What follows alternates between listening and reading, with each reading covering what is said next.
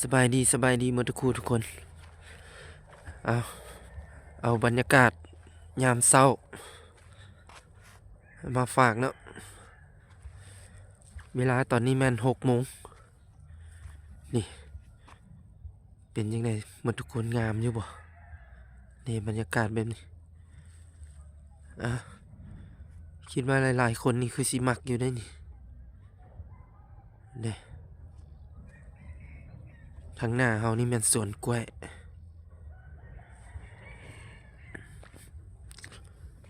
เนาะดอกไฟก็ยังบ่ได้ปิด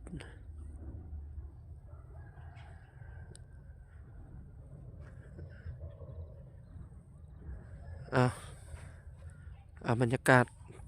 ยามเช้าๆมาฝากหมดทุกคู่ทุกคน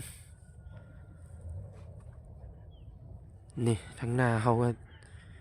สิแม่นภูเขาควายฝากกดไลค์กดแชร์กดติดตามเพื่อเป็นกำลังใจขอขอบใจ